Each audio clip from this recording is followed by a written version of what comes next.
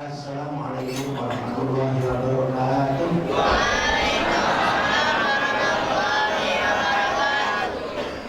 Alhamdulillah, alhamdulillahirabbil alamin. Assalatu wassalamu ala asyrofil anbiya'i wal mursalin wa ala alihi wa ashabihi ajma'in. Amma ba'd. Qala Allah ta'ala fi kitabil karim. A'udzu billahi minasyaitonir rajim. Bismillahirrahmanirrahim. Ya ayyuhalladzina amanu taqullaha haqqa tuqatih wa la tamutunna illa wa antum muslimun. Insyaallah. Guru kita Habib Umar bin Syekh akan kita bertani, bapak-bapak, ibu-ibu dan santriwan-santriwati majelis ahad pagi yang insya Allah dimudahkan Allah Subhanahu wa Ta'ala.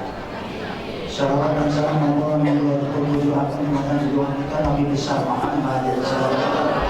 Semoga baginda Nabi Muhammad SAW berkenan mengakui bahwa panjenengan sami sebagai umatipun di zaman akhir zaman, beliau berkenan memberikan syafaat pada kita semuanya. Allahumma amin. Alhamdulillah enjang menika beliau akan menyampaikan babakan kurban. Jadi nanti kita ada pemahaman dan nanti ada beberapa pertanyaan. Mungkin kita nanti biar kalau kurban itu ada mantap belum konten yang dikurban lagi. Saya kira itu monggo dibuka kajian Al-Qur'an ini dengan bacaan umul kitab Al-Mahadiyah Syafaat Rasulullah Muhammad sallallahu alaihi wasallam. Saya memulai Fatihah.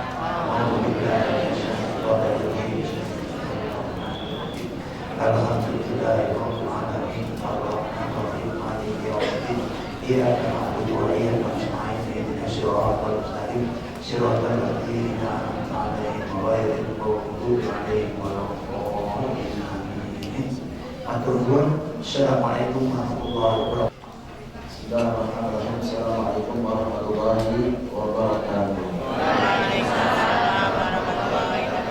Alhamdulillah rabbil alamin bihi nasta'in ala umuri dunya wad din. Wassalatu wassalamu ala asyrofil anbiya'i wal mursalin sayyidina Muhammad wa ala alihi wa sahbihi ajma'in. Alhamdulillah, segala puji kita haturkan kehadirat Allah Subhanahu wa Ta'ala. Salawat dan salam kita haturkan kepada junjungan kita Nabi besar Muhammad sallallahu alaihi wasallam serta keluarga dan para sahabat. Ikhwan akhwat rahimakumullah, alhamdulillah kita masuk pada bulan Dzulhijjah, hari-hari yang disebutkan di dalam ayat Al-Qur'an. Allah Subhanahu wa Ta'ala berfirman, wal fajri wal layalin ashar. Allah Subhanahu wa Ta'ala bersumpah demi waktu fajar dan malam-malam yang 10. Walayalin ashar, malam-malam yang 10. Menurut para ahli tafsir disebutkan yang dimaksudkan di situ adalah 10 hari awal daripada bulan Dzulhijjah yang sekarang kita berada di dalamnya. Maka waktu ini adalah waktu yang mulia. Silahkan gunakan kesempatan ini untuk beribadah kepada Allah Subhanahu wa Ta'ala, mendekatkan diri kepada Allah. Amalan-amalan yang sangat agung sekali di bulan-bulan semacam ini, di hari-hari semacam ini, bisa diisi dengan diantaranya berpuasa di hari-hari tersebut, khususnya nanti pada tanggal 8 Dzulhijjah dan 9 Dzulhijjah, hari Arafah tanggal 9 Dzulhijjah. Siapa yang berpuasa maka akan mendapatkan pahala diampuni dosanya yang lalu maupun dosa yang akan datang. Ini keutamaan daripada hari Arafah. Mungkin pada tahun ini tidak ada yang berangkat ibadah haji dari negerinya masing-masing, tapi insya Allah pahala Arafah tetap ada dan mendapatkan itu dengan kita berpuasa di hari-hari tersebut.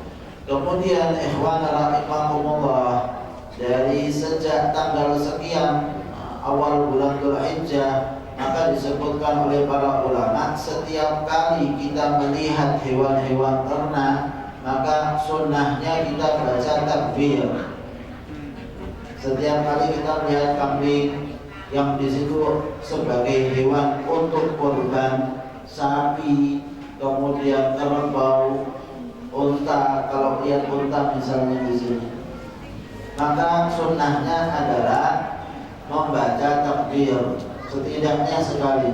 Sunnahnya ya silakan sampai 3 kali untuk kemudian diungkapkan takbir tersebut. Kemudian ikhwan rahimakumullah, termasuk yang dianjurkan di hari-hari yang semacam ini adalah apabila seseorang ada niatan untuk menyembelih kurban tahun ini, ada niatan dalam hatinya, insya Allah tahun ini saya akan berkorban, maka sunnahnya adalah tidak memotong rambutnya dan tidak memotong kukunya.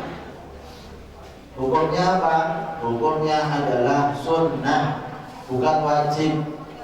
Kalau apabila dipotong rambutnya, kukunya jadi haram, tidak. Hanya sunnahnya saja tidak dipotong kuku dan rambutnya. Supaya apa? Karena hewan korban yang disembelih sebagai tebusan kita daripada siksa api neraka.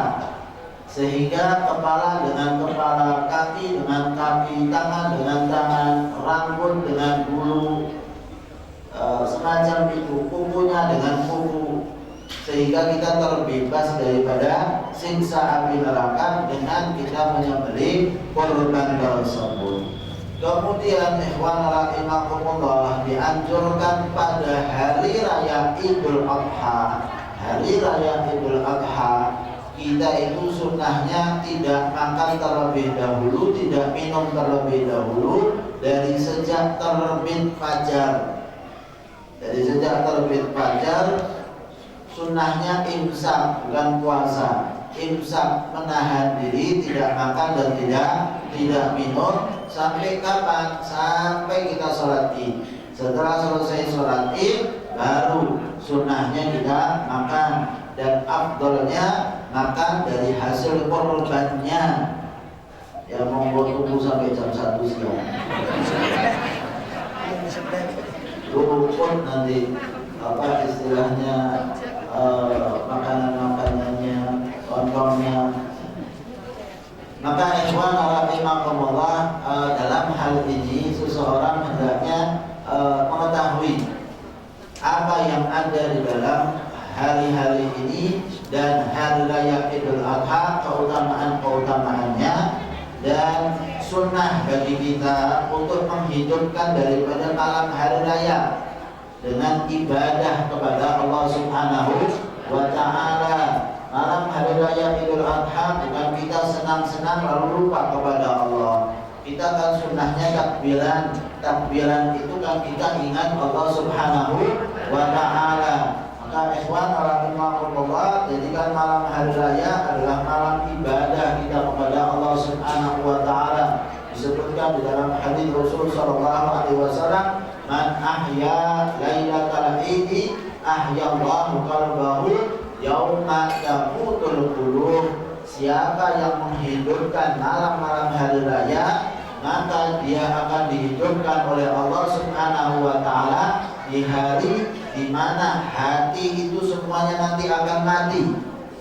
Yang tidak mati siapa di hari tersebut? Yaitu orang yang malam hari raya Idul Adha-nya ataupun hari raya Idul Fitrinya menghidupkan dengan ibadah kepada Allah Subhanahu wa Ta'ala. Dengan apa kita beribadah di malam tersebut? Setidaknya maghribnya sholat berjamaah, maghrib sholat berjamaah, lalu sholat isyaknya juga berjamaah, lalu sholat subuhnya berjamaah. Kemudian setelah itu tambahkan dengan hal-hal yang lain. Silahkan dengan takbiran kita baca tersebut, karena kan kita sunnah bertakbir. Takbiran itu sejak masuk maghrib.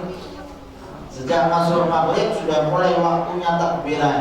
Sampai kapan itu takbiran yang terus menerus? Namanya takbir mursal. Yaitu takbir terus menerus kapanpun, dimanapun waktunya. malam hari waktu di rumah, di masjid, di pasar, lagi jalan, silakan untuk bertakbiran. Sampai kapan? Yaitu sampai imam waktu sholat id takbir Allahu Akbar masuk dalam sholat idnya, selesai. Itu namanya takbir mursal. Dan di hari-hari raya Idul Adha ini ada namanya takbir muqayyad. Takbir muqayyad itu adalah takbir setelah sholat, baik itu sholat fardu maupun sholat sunnah. Itu namanya takbir muqayyad. Silahkan mulai dilakukan dari kapan? Dari tanggal 9 Dzulhijjah, hari Arafah subuh. Saya ingatkan, mulainya kapan?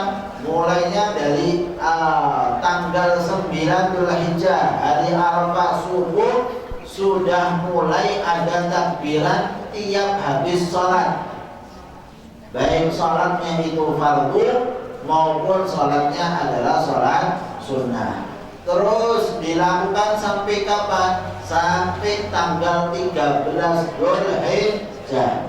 Tanggal 13 Dzulhijjah terakhir hari tasyrik sebelum maghrib, itu sudah waktunya berhenti.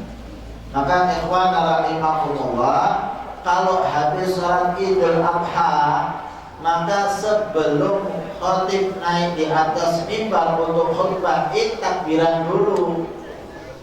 Karena ini ada takbir muqayyad, masih dianjurkan untuk dilakukan. Habis sholat id, sebelum khatib naik di atas mimbar, dia takbiran dulu bersama-sama. Habis sholat id, baru setelah itu melakukan khutbah idnya. Beda kalau sholat Idul Fitri.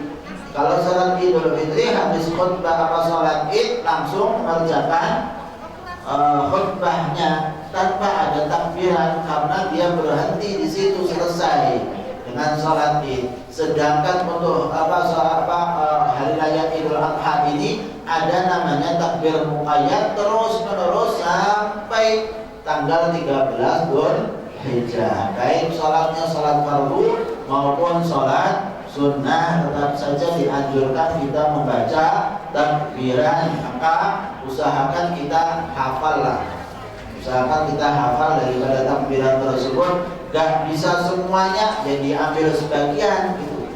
Jangan dijadikan alasan, oh saya gak hafal semuanya, tapi kan sebagian hafal. Ya sudah, sebagian itu dibaca habis sholat fardu maupun sholat sunnahnya. Kemudian ikhwan rahimakumullah, berkaitan dengan masalah kurban. Kita tahu bahwa syariat pertama ini kurban itu adalah dari Nabi Allah Ibrahim alaihissalam. Nabi Ibrahim alaihissalam, dalam riwayat beliau itu sudah sampai umurnya 90 tahun tapi tidak punya anak. Tapi tetap saja doa minta sama Allah. Seseorang itu jangan putus asa untuk berharap dan meminta kepada Allah Subhanahu wa ta'ala. Sudah ada contoh-contohnya gitu. Contoh-contohnya para nabi dan para rasul, mereka itu kan harusnya doa sekali langsung dikasih gitu. Mereka itu kan nabi dan rasul, gak pernah maksiat. Doanya kan harusnya dikabulkan oleh Allah Subhanahu wa ta'ala. Tapi ternyata dikabulkannya setelah masa-masa tuanya. Sebagaimana disebutkan di dalam ayat Al-Quran, Alhamdulillah alladzi wahabali Ismaila wa Ishaq wahabali al-kibali Ismaila wa Ishaq. Segala puji bagi Allah Subhanahu wa ta'ala yang telah memberikan kepada aku Ismail dan Ishaq di masa-masa tua aku. Al-kibali, saat saya sudah di masa-masa lanjutnya dikasih oleh Allah pemberian berupa anak keturunan. Nah, Nabi Allah Ismail lahir kan setelah di masa tuanya, dikasih oleh Allah setelah berdoa minta kepada Allah Subhanahu wa ta'ala, barulah Allah berikan Nabi Allah Ismail. Dan setelah beberapa tahun berikutnya juga dikasih oleh Allah Subhanahu wa ta'ala Nabi Allah Ishaq. Sehingga dua anak daripada Nabi Allah Ibrahim alaihissalam semuanya jadi nabi. Nabi Allah Ishak jadi keturunan Bani Israel. Ishak itu artinya dalam bahasa mereka juga Israel. Jadi nama lain daripada Ishak itu adalah Israel, sehingga keturunannya dinamakan adalah Bani Israel. Kemudian ikhwan rahimahumullah, dari Bani Israel itu semuanya nabi dan rasul. Nabi Allah Yusuf, Nabi Allah Yakub anaknya. Lalu selanjutnya Nabi Allah Yusuf alaihissalam. Disebutkan oleh para ulama, tidaklah mati mereka seorang nabi di antara mereka kecuali dilanjutkan oleh nabi yang berikutnya. Selalu ada, gak pernah putus. Di antara mereka gak pernah putus sampai terakhir Nabi Allah Isa alaihissalam. Nah, untuk anaknya Nabi Allah Ismail alaihissalam, cuma Nabi Ismail yang jadi nabi. Setelah itu tidak ada keturunan lagi yang jadi nabi dan rasul, tidak ada. Tapi penutupnya adalah Rasulullah Sallallahu Alaihi Wasallam. Ini menunjukkan keutamaan yang luar biasa didapat dari keturunan Nabi Allah Ismail alaihissalam adalah Nabi kita Muhammad Sallallahu Alaihi Wasallam. Nah, dalam ayat Al-Quran disebutkan fattabi' millata Ibrahim hanifa, ikutilah ajaran yang dibawa oleh Nabi Allah Ibrahim alaihissalam. Ajarannya adalah ajaran yang lurus. Banyak amalan-amalan ibadah kita ini yang mencontoh mereka keluarga daripada Nabi Allah Ibrahim alaihissalam, seperti sa'i, dari apa yang dilakukan oleh Sayyidatuna Hajar, istri Nabi Ibrahim, ibunya Nabi Allah Ismail alaihissalam. Lalu korban ini, lalu setelah itu melempar jumrah. Pada saat Nabi Allah Ibrahim alaihissalam akan menyembelih anaknya, lalu ada syaitan iblis yang menghadang, maka dilempari oleh Nabi Allah Ibrahim di 3 tempat. Itulah yang menjadi saat ini lemparan jumrah ibadah kita.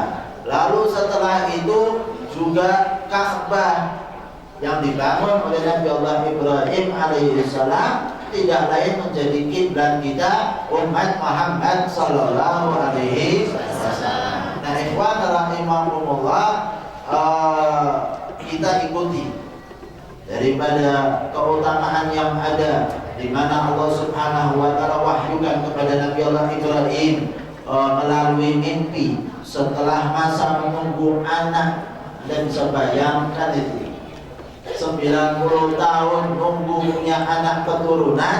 Setelah itu punya anak sudah agak sedikit dewasa, sudah 10 tahunan, lihatnya menyenangkan bagi orang tua. Kataunya dapat perintah untuk sembelih anaknya.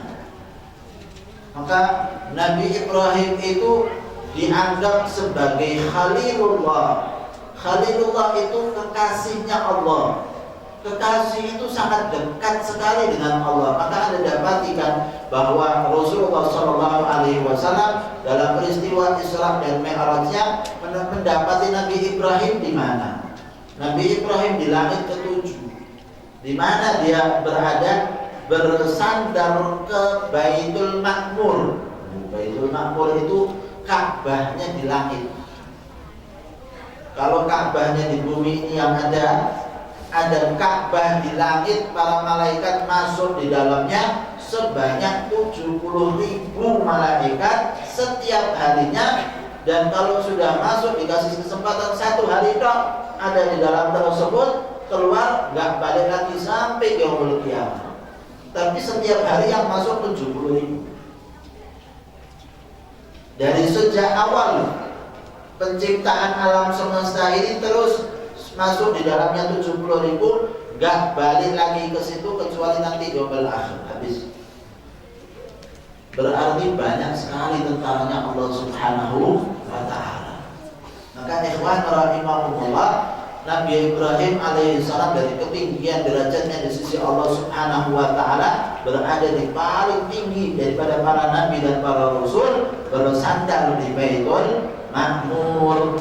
Tapi yang selanjutnya yang lebih tinggi adalah Rasulullah Sallallahu Alaihi Wasallam. Sampai langit yang ke-7 dilewati Nabi Ibrahim alaihissalam sampai menuju ke Sidratil Muntaha. Ini keutamaan Rasul Shallallahu Alaihi Wasallam dibandingkan dengan para nabi dan para rasul yang lain. Nah, ikhwan rahimakumullah, Nabi Ibrahim dikasih ujian untuk sembelih anaknya. Pilih Allah atau pilih anak? Luar biasa itu cobaan yang dikasih oleh Allah Subhanahu wa taala kepada Nabi Ibrahim alaihissalam. Ini Nabi Ibrahim pilih Allah atau pilih anak, kan begitu, sampai sembelih. Nah, kalau kita kan cuma pilih harta. Pilih harta atau pilih Allah? Kan kita dikasih ujian suruh sembelih anak kita gitu. Cuma harta saja. Harta silakan keluarkan daripada hartanya untuk membeli kurban. Bagi siapa? Bagi yang mampu. Sunnahnya mampu. Mampu itu bagaimana sih? Mampu itu begini, dia punya makan untuk dirinya dan keluarganya buat hari raya Idul Adha terus menerus sampai hari tasyrik, punya uang. Lalu setelah itu dia juga punya tempat tinggal yang layak, tidak terlilit hutang yang sudah jatuh tempo bagi dirinya. Lalu dia itu mempunyai uang lebih, bisa digunakan untuk membeli kurban. Kalau yang semacam ini berarti orang itu mampu. Mampu berarti sunnah, tidak wajib. Sunnah untuk melakukan yang namanya kurban.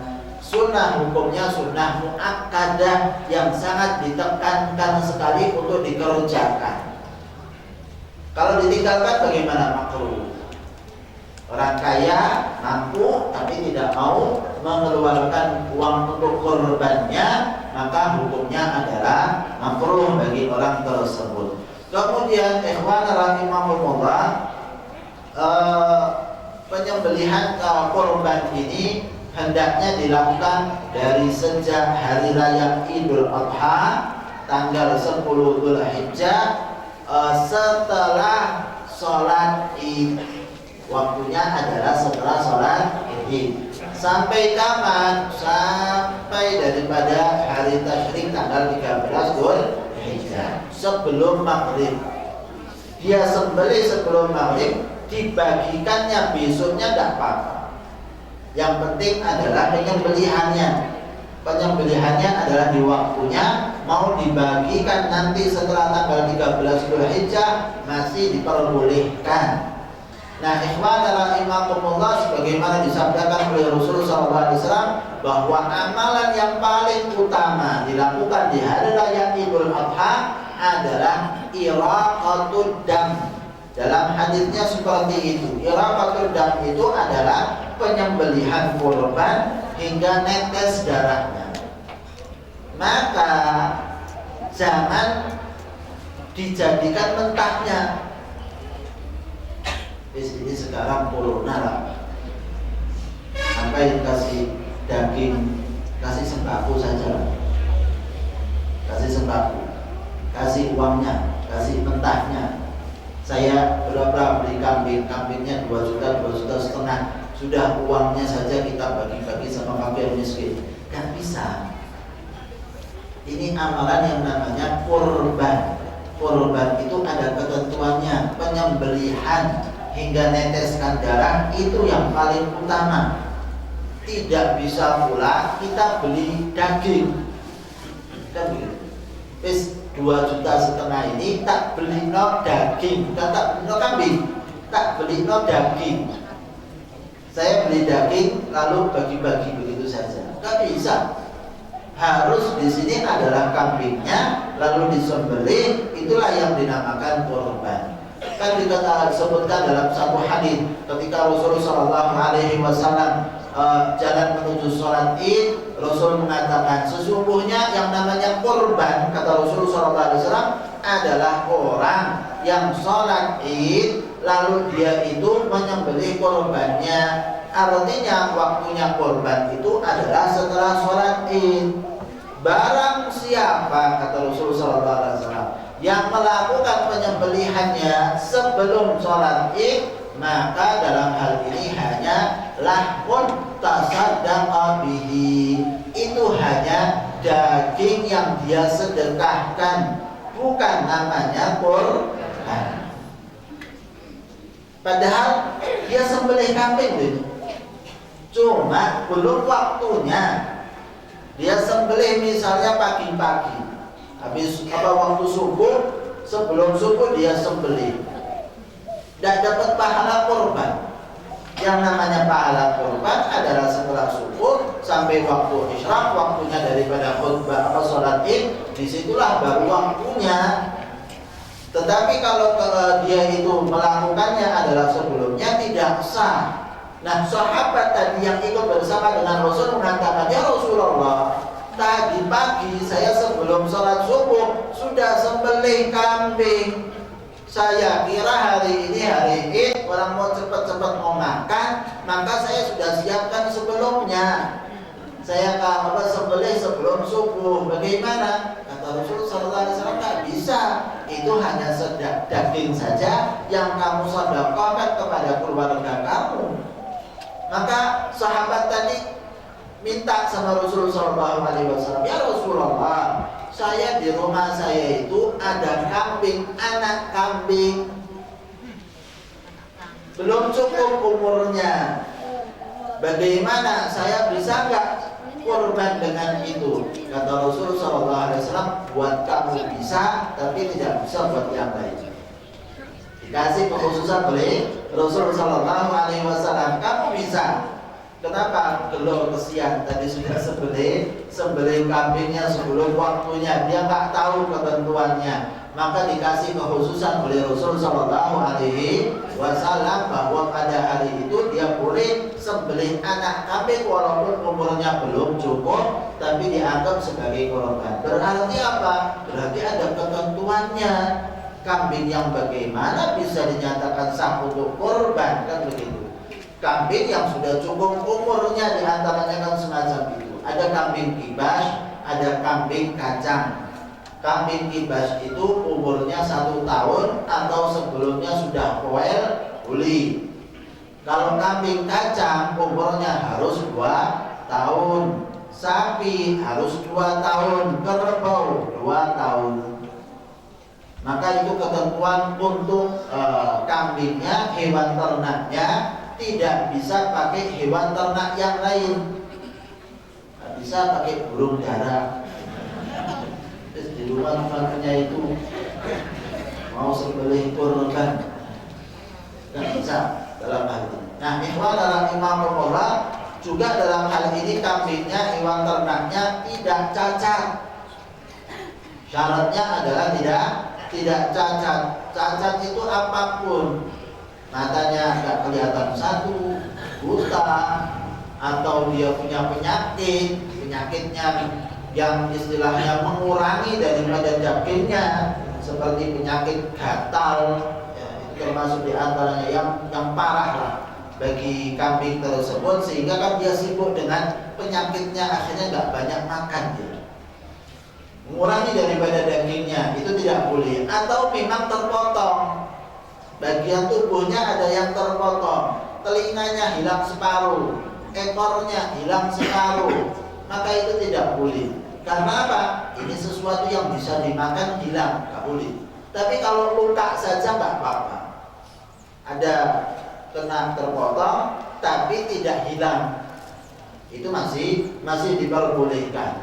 Tanduk juga semacam itu, tidak apa-apa kalau hilang, terpotong dan lain sebagainya. Kenapa? Karena itu bukan termasuk daging yang mempengaruhi untuk pemberian kepada fakir miskin, maka tidak apa-apa.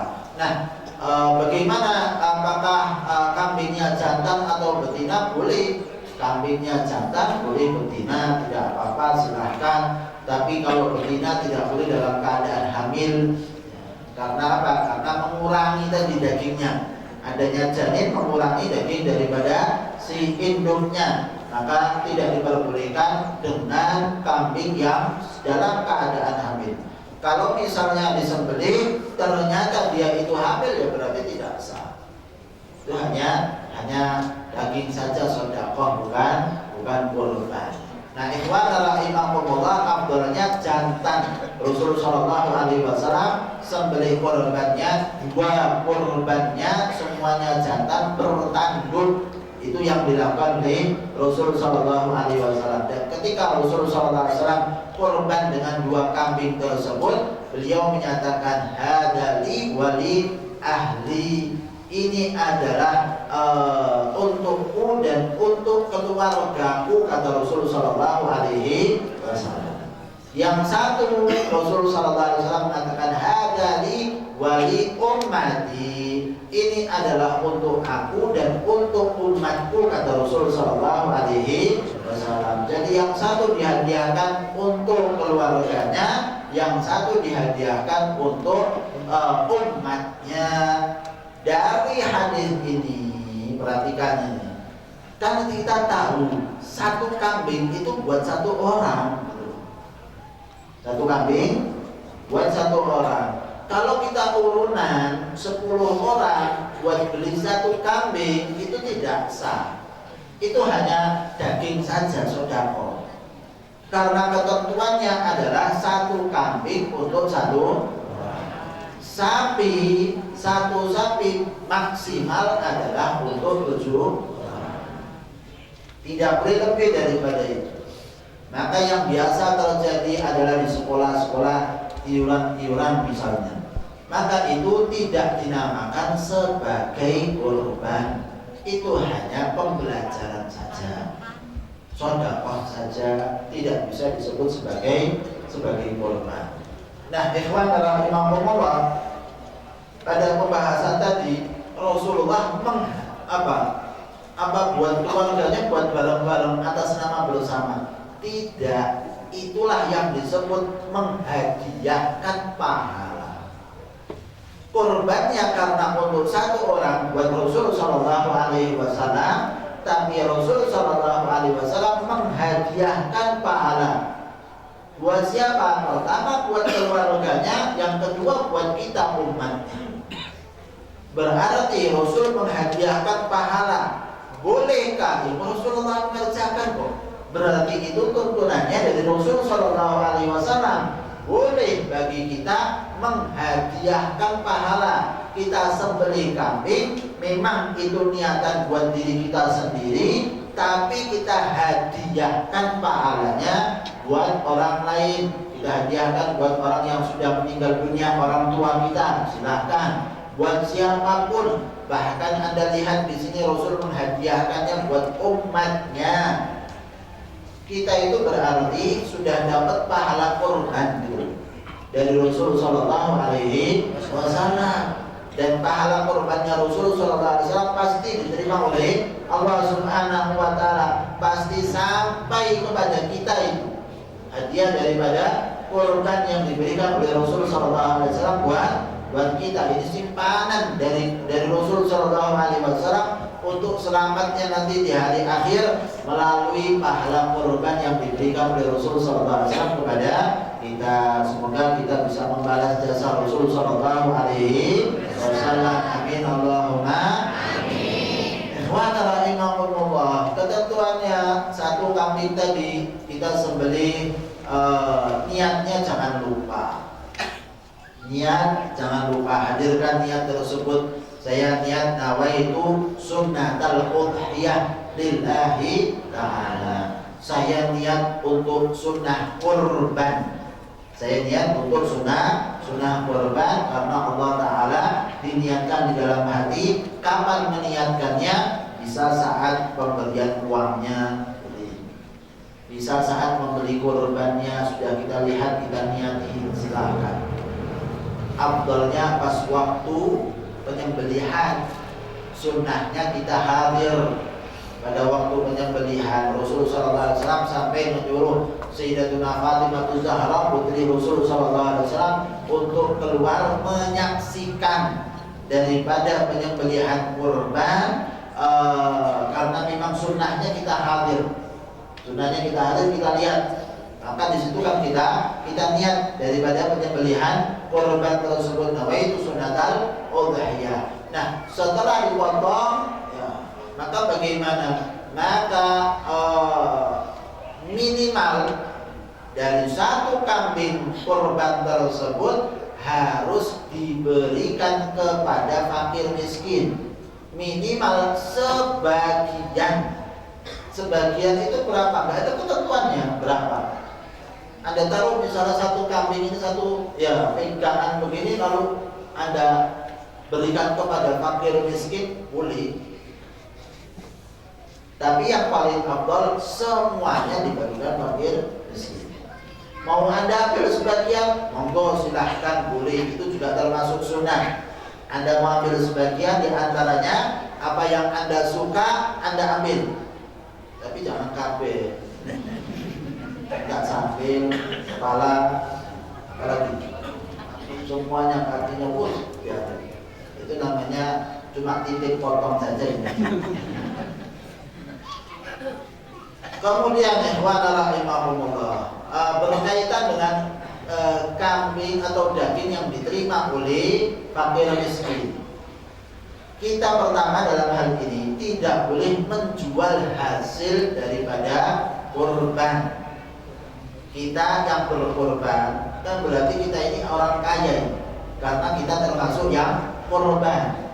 Kita yang berkorban tidak boleh menjual hasil korban, tidak boleh menjadikan sebagai upah. Itu tidak boleh dijadikan sebagai upah. Penyembelih korbannya kita kasih kulit sebagai upahnya, tak boleh. Anda harus berikan daripada penyembelih itu upahnya yang sempurna. Sekarang berapa biasanya bayar? 50 misalnya. 50 kita kasih 50.000. Setelah itu kita mau kasih kulitnya, monggo silahkan boleh. Hadiah sedekah kepada orang tersebut silahkan. Tapi jangan begini, kasih 20.000 plus kulit. Itu tidak boleh, karena berarti kulitnya itu masuk dalam upah. Maka harus kita berikan upah yang sempurna dulu, baru setelah itu kita kasih tambahan kulit daripada korbannya. Nah, ikhwan rahimahumullah, tidak boleh jual hasil korban. Kita yang korban kok masa jualan? Anda bisa bayangkan sore hari Anda buka lapak warung sate kambing. Loh, kenapa? Tadi pagi korban. Tadi pagi korban, hasilnya jualan sate malamnya. Ya nggak boleh dalam hal itu. Berarti kita nggak boleh memanfaatkan, kan begitu ya? Kita tidak boleh memanfaatkan untuk keuntungan pribadi. Lalu apa? Orang yang terima hasil korban, ini ketentuannya ini. Orang yang terima daripada hasil korbannya pun berarti kan kita boleh kasih kepada orang fakir miskin maupun orang kaya, nggak apa-apa, kan gitu. Boleh, nggak apa-apa istilahnya. Nah, ketika yang terima hasil korban itu fakir miskin, maka dia boleh 3 hal. Dia boleh 3 hal. Apa itu? Dia boleh jual orang fakir miskin. Dia boleh makan. Dia boleh berikan sama orang lain. Orang fakir miskin jual boleh. Kenapa? Ya, karena dia kan mendapatkan keuntungan daripada mendapatkan korban. Tapi kalau yang mendapatkan korban itu orang kaya, kita kan mau makan atau kita kasih hadiah boleh, sama tetangga kita, kerabat kita, walaupun kaya boleh dapat korbannya. Tapi itu tadi saya katakan, dalam satu kambing harus ada yang sampai kepada fakir miskin. Selebihnya ada yang dapat orang kaya, fakir miskin, tak apa-apa dalam hal ini, boleh-boleh saja. Jadi pembagian yang paling utama disebutkan oleh para ulama dibagi 3 kambing itu. Sepertiga buat diri kita sendiri, sepertiga kita hadiahkan buat orang-orang kaya, dan sepertiga lagi yang lain kita berikan kepada fakir miskin.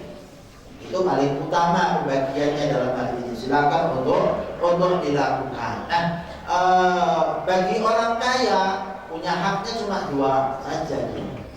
Dia bisa buat makan untuk dirinya sendiri, bisa berikan kepada orang lain, tapi dia tidak punya hak untuk menjual daripada hasil hasil korbannya. Semacam itu yang harus dilakukan bagi seseorang. Dalam hal ini begitu pula panitia korban. Saya ingatkan, panitia korban hanya perwakilan saja dari orang yang berkorban. Karena wujudnya hanya perwakilan saja, berarti dia pun juga sama kedudukannya, sama derajatnya. Apa itu? Kalau tidak boleh jual, ya berarti panitia korban juga nggak boleh jual, nggak boleh dijadikan upah. Ya juga panitia korban juga tidak boleh menjadikan itu sebagai upah. Maka bagaimana? Ya harus dalam hal ini kulit-kulit korban tersebut diberikan saja langsung kepada fakir miskin. Fakir miskin yang mau jual, ya monggo silahkan, kan gitu. Nah, kita sebagai orang yang berkorban harusnya berterima kasih kepada panitia-panitia korban, berterima kasih kepada panitia-panitia yang ada di masjid. Kenapa? Karena sudah ngurusin korban kita, kan begitu. Harusnya kita berterima kasih sama mereka, gitu.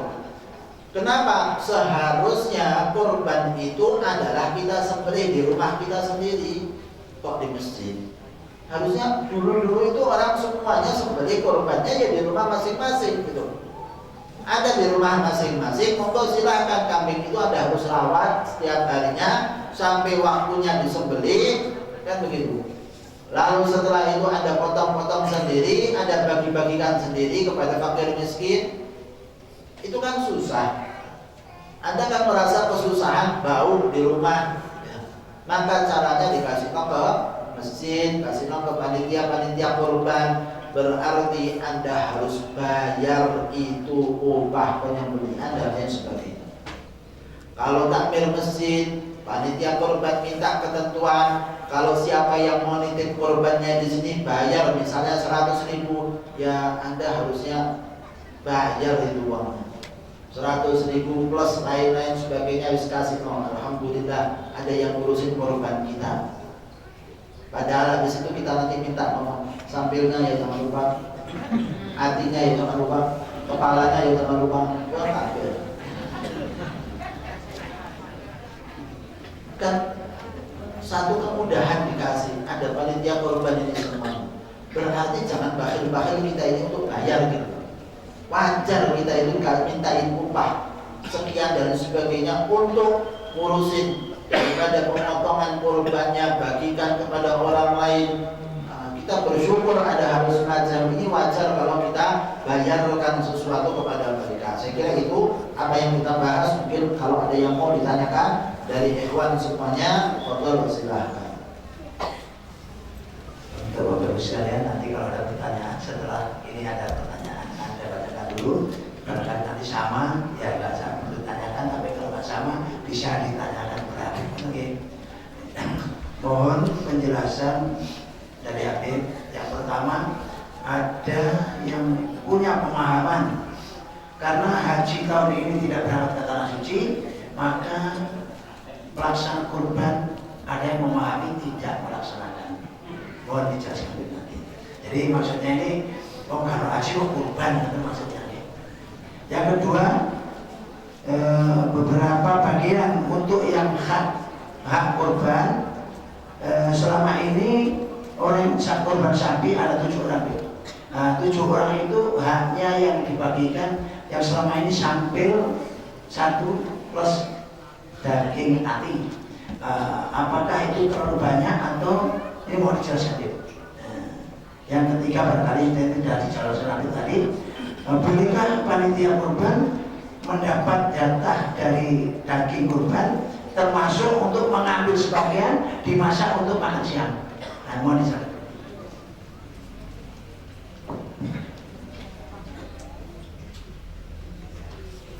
Berkaitan dengan masalah pertama, untuk masalah haji sama korban, karena tidak ada haji lalu tidak ada korban, ini tentunya berbeda ya. Dalam hal ini tidak ada sangkut pautnya lah antara ibadah haji dengan korban. Semuanya berdiri sendiri-sendiri. Seseorang kalau tidak haji kan boleh korban gitu loh. Yang berangkat haji monggo silahkan, tapi saya katakan dalam hal ini loh ya, bukan tidak ada haji. Di sana kan ada haji. Penduduk sana haji, orang-orang yang sana dibolehkan haji, cuma jumlahnya mungkin terbatas. Tapi dalam hal ini kan bukan tidak ada haji sama sekali. Bukan di alam semesta ini tidak ada yang haji. Insya Allah ada yang haji, cuma orangnya tidak terlalu banyak jumlahnya. Nah, berkaitan dengan masalah itu, tetap saja ibadah haji sama korban berbeda. Saya yang berangkat haji misalnya, korban di sana ya juga boleh, korban di Indonesia ya juga boleh, yang tidak berangkat haji pun mau korban juga boleh. Dalam hal ini hukumnya adalah sunnah muakkadah, dan bagi yang kaya itu adalah makruh bila ditinggalkan. Semacam itu ketentuannya. Kemudian berkaitan dengan masalah yang kedua, berapa bagian untuk orang yang korban? Berapa bagian memang tidak disebutkan. Tidak disebutkan. Saya katakan tadi, satu korban sebagian fakir miskin gitu loh. Sebagian masuk fakir miskin. Yang lainnya mau Anda makan sendiri boleh. Tapi ya kan gitu. Masa ya tak ada. Berarti ada jamuan sate terus. Fakir miskinnya nggak ada sate-satenya. Tetapi semacam itu. Yang lebih afdol adalah Anda bagikan semuanya kepada fakir miskin. Mau Anda ambil boleh. Tidak ada ketentuan berapa yang mau diambil dalam hal ini, tapi setidaknya yang Anda sukai. Misalnya Rasulullah SAW itu sukanya sama sampil, maka Rasul mengambilnya sampilnya. Itu yang diambil oleh Rasulullah SAW, yang lain diberikan kepada fakir miskin. Semacam itu ketentuannya. Kemudian, bolehkah panitia korban dapat jatah dari daging korban, termasuk untuk membuat makan siang? Dalam hal ini hendaknya diberitahukan kepada orang yang korban di sini bahwa nanti korbannya akan diperlakukan semacam ini. Di antaranya akan dibagikan kepada fakir miskin, bagiannya sekian, lalu ada bagiannya untuk panitia korban. Panitia korban nanti akan makan siang. Selama yang berkorban tahu bahwa akan diperlakukan semacam itu, silahkan, boleh-boleh saja. Tapi kalau tidak tahu, nggak boleh. Nah, memberitahu mereka itu kan kadang sudah tahu secara umum gitu, bahwa oh ternyata memang biasanya kalau di masjid ini ya kan jamaah masjid biasanya. Jamaah masjid yang sudah tahu bahwa nanti bakal dimasak dan lain sebagainya, silakan. Nah, itu kan nanti menjadi haknya. Tapi saya ingatkan bahwa memberikan kepada orang itu pertamanya harus mentah dulu. Wajib dalam keadaan mentah, tidak boleh dalam keadaan masak. Beda dengan akikah. Kalau akikah sunnahnya dimasak, tapi kalau korban wajib dalam keadaan mentah. Saya kira itu pembahasannya. Monggo silakan kalau ada lagi yang lain. Bapak silakan. Untuk Bapak ada. Assalamualaikum warahmatullahi wabarakatuh. Waalaikumsalam warahmatullahi wabarakatuh. Ini masalah kan hari Idul Adha kan pas hari Jumat. Nah itu bagaimana kita melaksanakan sholat Jumat atau tidak? Berkaitan dengan hari raya Idul Adha, dengan berkaitan dengan hari Jumat, maka bagaimana ketentuannya? Ketentuannya tetap wajib sholat Jumat. Nah, ada riwayat memang Rasulullah SAW memberikan keringanan. Itu bagi siapa? Anda harus tahu dulu riwayatnya, sejarahnya. Rasulullah SAW hidup di kota Madinah. Di kota Madinah itu ada macam-macam orang yang masjidnya juga banyak. Dan masjidnya tidak hanya satu saja. Ada masjid namanya Al-Qiblatain, ada masjid yang namanya Masjid Quba. Itu sendiri. Nah, Masjid Quba dulu itu sudah masuk, kalau boleh saya katakan, luar kotanya Madinah. Tapi sekarang masuk kota Madinah karena besar kota Madinah sekarang. Nah, ikhwan rahimakumullah, dahulu semua masjid-masjid itu kosong buat sholat Jumat. Kalau sholat Jumat pasti cuma satu masjidnya, yaitu Masjid Nabawi. Yang dijadikan sholat Jumat hanya satu saja. Semuanya berbondong-bondong dari pedesaan-pedesaan itu datang untuk hadir sholat Jumat bersama dengan Rasulullah SAW. Nah, untuk sholat Id mereka datang juga dari pedesaan-pedesaan datang. Pulangkan untuk balik lagi untuk sholat Jumat susah lagi. Maka Rasul memberikan keringanan. Kalian ini sudah sholat Id di sini, lalu balik lagi menuju ke daerah kalian untuk datang lagi ada kesusahan untuk sholat Jumatnya, maka dikasih keringanan oleh Rasulullah SAW untuk tidak sholat Jumat bersama dengan Rasulullah SAW.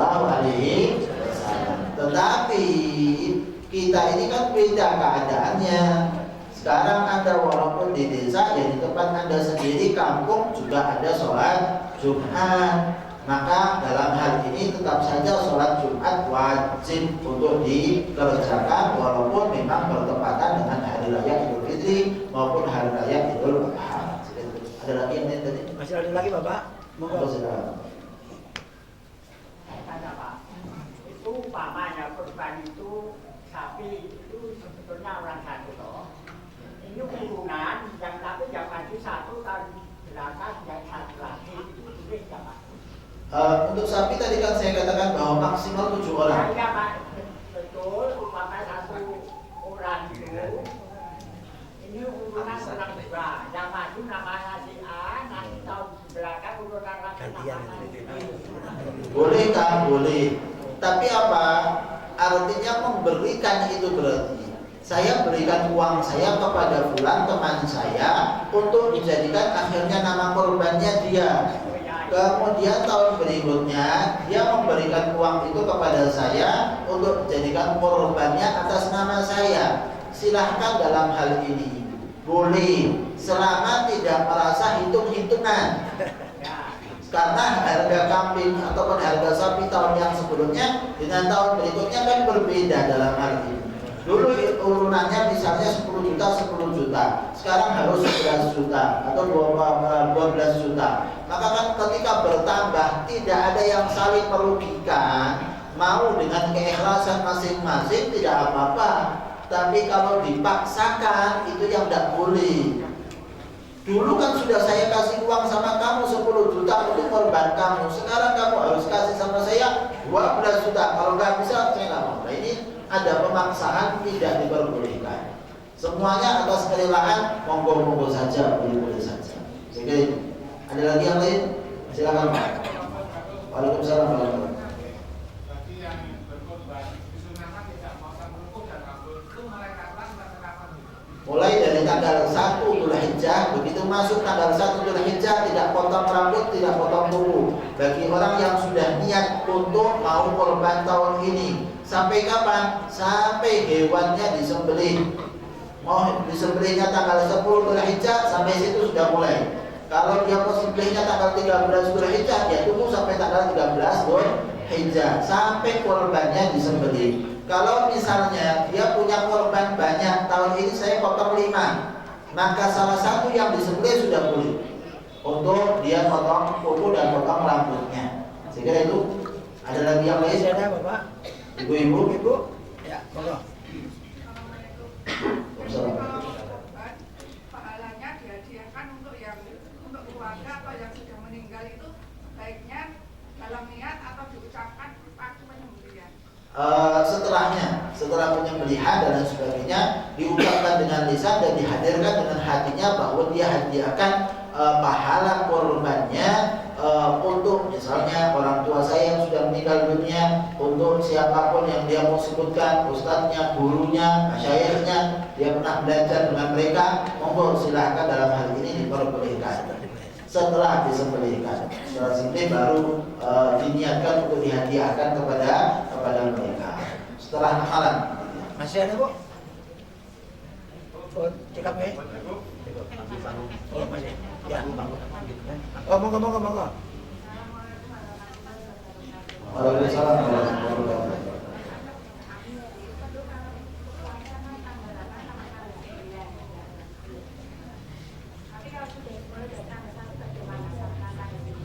Silakan Bu. Saya tadi katakan bahwa mulai dari awal pun sudah masuk daripada sunnahnya untuk berpuasa dari tanggal 1 Dzulhijjah, 2 Dzulhijjah, 3 Dzulhijjah, silahkan. Dan saya tambahkan lagi, bisa digabungkan dengan niat qada puasa Anda.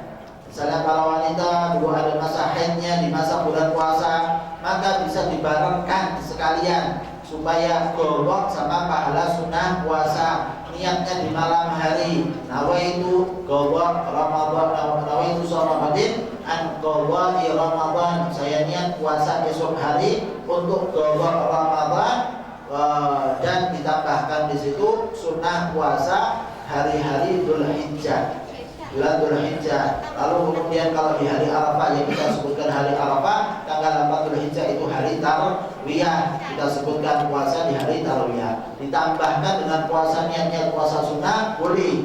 Qada plus sunnah, silahkan asalkan diniatkan di malam harinya. Saya kira itu apa yang kita bahas.